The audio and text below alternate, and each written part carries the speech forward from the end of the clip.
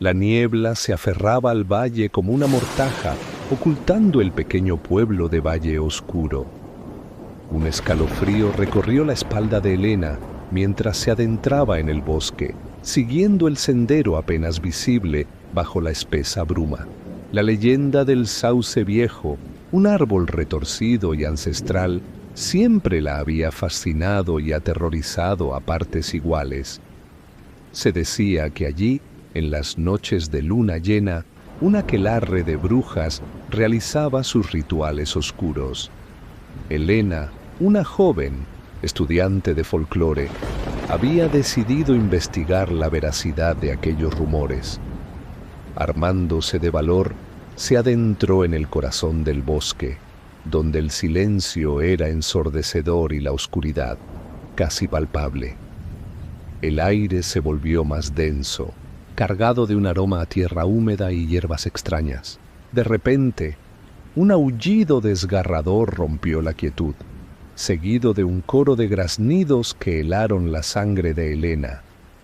A medida que avanzaba, la luz de la luna, filtrándose entre las ramas, revelaba formas grotescas y sombras alargadas que danzaban a su alrededor. El sendero la condujo hasta una clariana oculta, donde el sauce viejo se alzaba majestuoso y siniestro. Sus ramas, como brazos retorcidos, se extendían hacia el cielo, y sus raíces, gruesas y retorcidas, se aferraban a la tierra como garras. En el centro de la clariana, un círculo de piedras marcaba el lugar del aquelarre. Elena sintió un escalofrío aún más intenso al ver que las piedras estaban cubiertas de símbolos extraños y runas ancestrales. Un olor a azufre impregnaba el aire y el silencio se rompió de nuevo por un murmullo de voces guturales que parecían surgir de la tierra misma. De entre las sombras surgieron figuras encapuchadas, sus rostros ocultos bajo las oscuras telas. Sus ojos brillaban con una luz maligna y sus manos huesudas sostenían objetos extraños, huesos, hierbas y pequeños muñecos de trapo.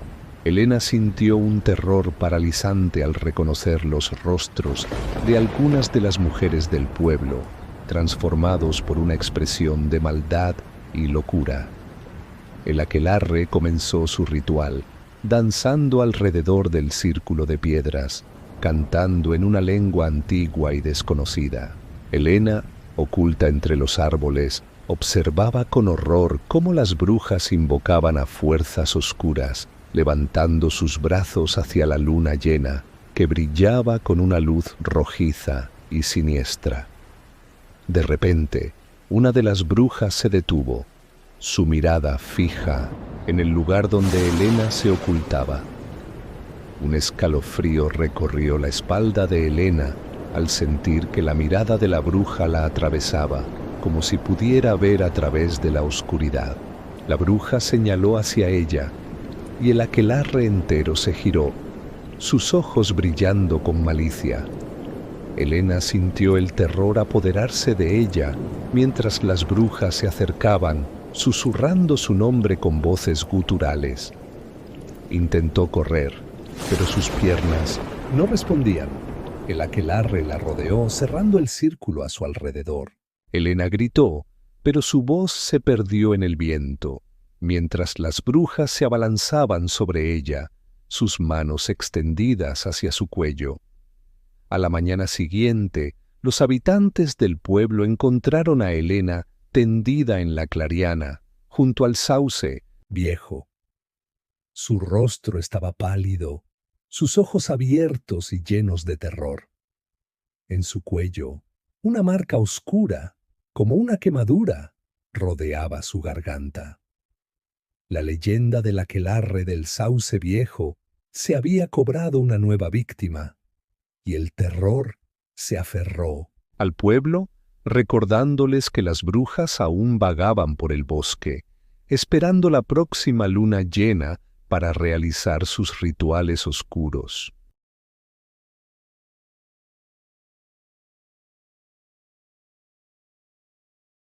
María siempre había sentido una extraña fascinación por la vieja mansión al final del camino. Abandonada durante décadas, se decía que estaba embrujada, un lugar donde el tiempo se detenía y los secretos se pudrían entre sus muros. Una noche, impulsada por una mezcla de curiosidad y un escalofrío de temor, María decidió explorar la mansión. La puerta principal, cubierta de telarañas y óxido, cedió con un chirrido lúgubre, invitándola a un mundo de sombras y silencio. Dentro, la mansión era un laberinto de pasillos oscuros y habitaciones polvorientas.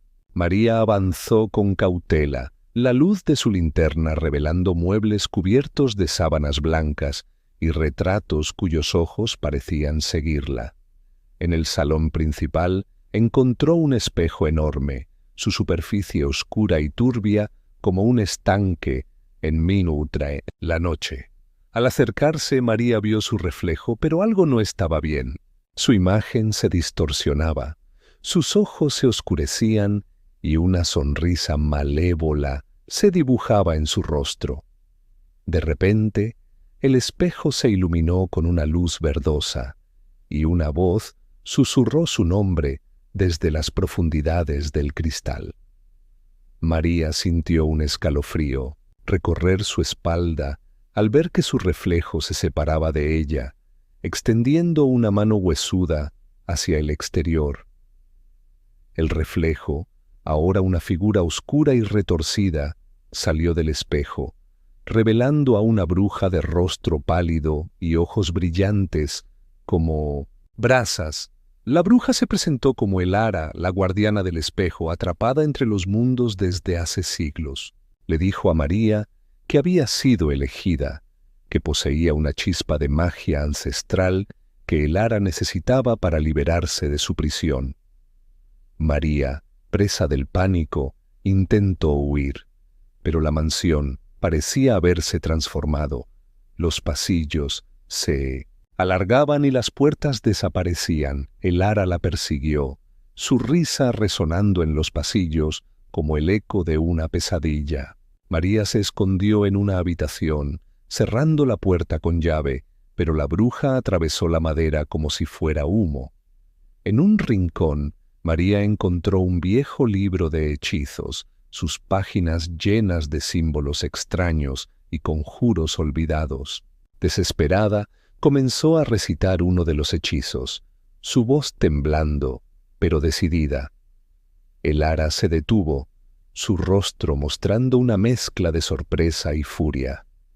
El hechizo de María, aunque imperfecto, había creado una barrera de luz que la protegía. La bruja intentó romper la barrera lanzando hechizos y maldiciones, pero la luz resistió, debilitándola. María continuó recitando el hechizo, su voz ganando fuerza y confianza. Finalmente, con un grito de rabia, Elara fue absorbida de nuevo por el espejo, su imagen desapareciendo en la oscuridad. El espejo se oscureció, volviendo a su estado anterior. María, exhausta pero aliviada, se dejó caer al suelo, el libro de hechizos en sus manos. A la mañana siguiente, María salió de la mansión, el sol brillando en el cielo, disipando las sombras de la noche. La mansión parecía un lugar ordinario, abandonado y olvidado.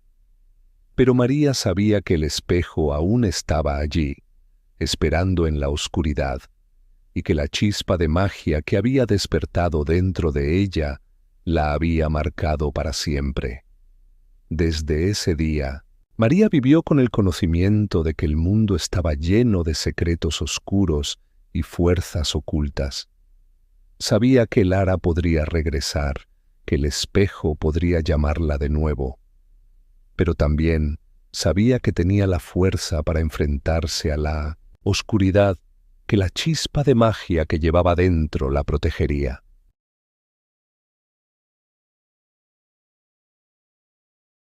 El padre Max, un hombre de fe inquebrantable, llegó al pequeño pueblo de Valle Umbrío para reemplazar al párroco anterior, quien había desaparecido misteriosamente. Desde el primer momento, Max sintió una atmósfera opresiva, un aire cargado de secretos y susurros. Los lugareños, taciturnos y esquivos, evitaban su mirada, y las sombras parecían alargarse y retorcerse de formas antinaturales. Una noche, Max fue despertado por un golpeteo insistente en la puerta de la iglesia. Al abrir, encontró a una anciana, su rostro arrugado y sus ojos brillantes como brasas.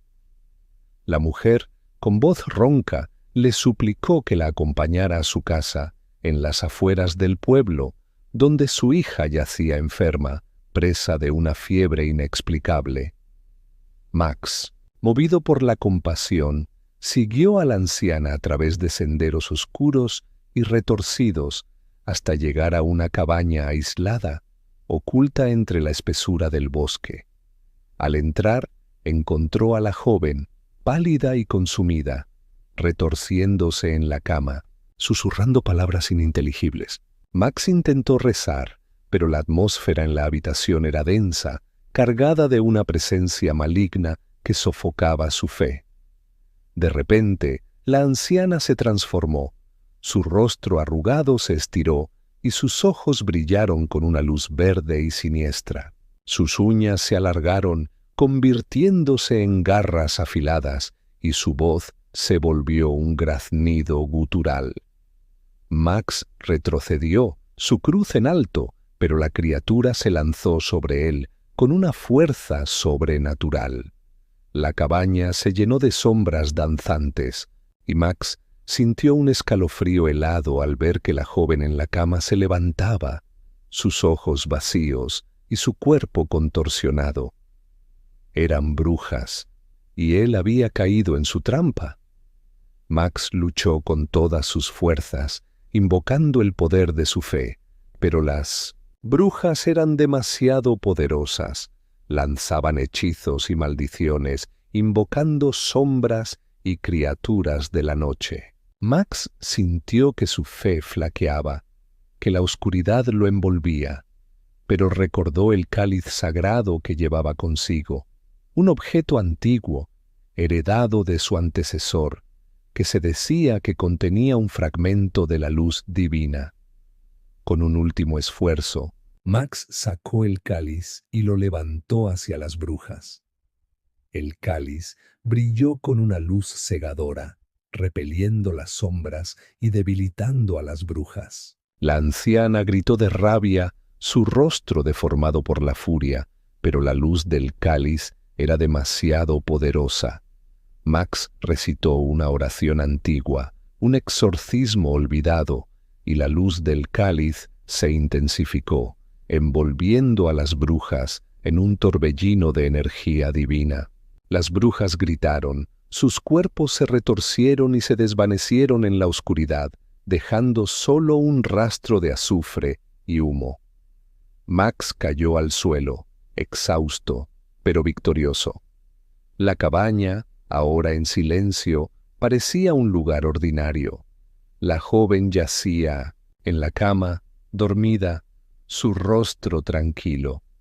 Max supo que las brujas habían sido desterradas, pero también supo que la oscuridad aún acechaba en Valle Umbrío, esperando el momento de regresar.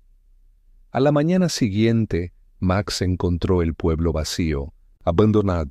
Los lugareños habían huido, dejando atrás sus casas y sus pertenencias.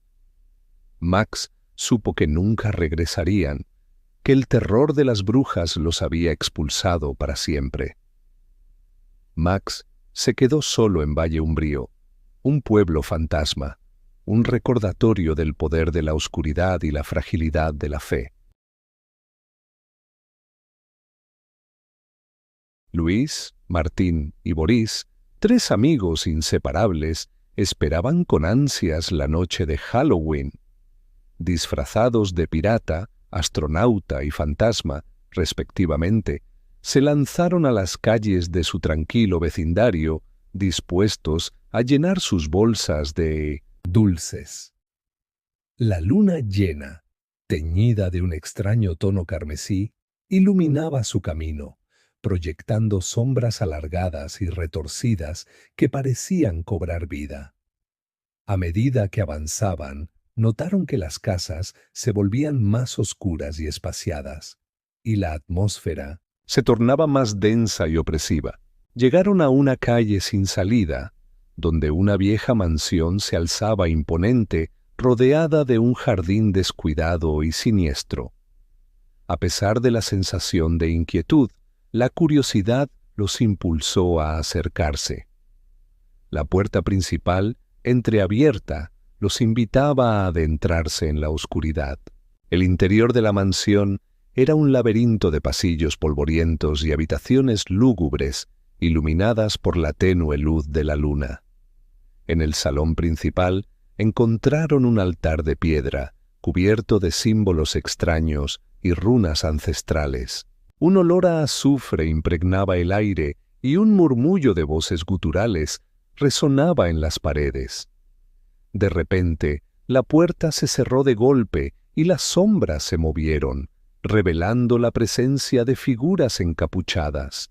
Eran brujas, con rostros pálidos y ojos brillantes como brasas. Luis, Martín y Boris intentaron huir, pero las brujas los rodearon, cerrando el círculo a su alrededor. Las brujas comenzaron un ritual oscuro, cantando en una lengua antigua y desconocida, invocando a fuerzas malignas. Luis sintió un terror paralizante al ver que el altar se iluminaba con una luz rojiza y una figura oscura y retorcida se materializaba en el centro. Era una representación de Satanás, con cuernos y alas de murciélago, observándolos con ojos llenos de malicia. Las brujas tomaron a Luis, atándolo al altar con cuerdas gruesas. Martín y Boris, aterrorizados, intentaron liberarlo, pero las brujas los empujaron hacia atrás con fuerza sobrenatural. Luis gritó, pero su voz se perdió en el coro de las brujas que recitaban conjuros y maldiciones. El ritual alcanzó su punto culminante y las brujas levantaron un cuchillo afilado, listo para sacrificar a Luis. Martín y Boris, desesperados, buscaron algo con qué defenderse. Encontraron un candelabro de plata y con todas sus fuerzas lo lanzaron contra las brujas, interrumpiendo el sacrificio. La figura de Satanás se desvaneció y las brujas gritaron de rabia. Luis fue liberado y los tres amigos corrieron hacia la puerta, que se abrió de golpe, permitiéndoles escapar.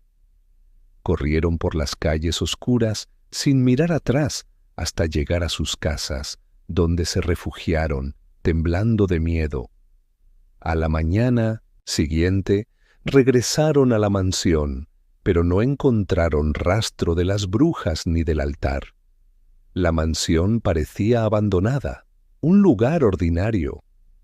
Pero Luis, Martín y Boris sabían que la oscuridad aún acechaba, que las brujas seguían ahí, esperando la próxima noche de Halloween para completar su ritual.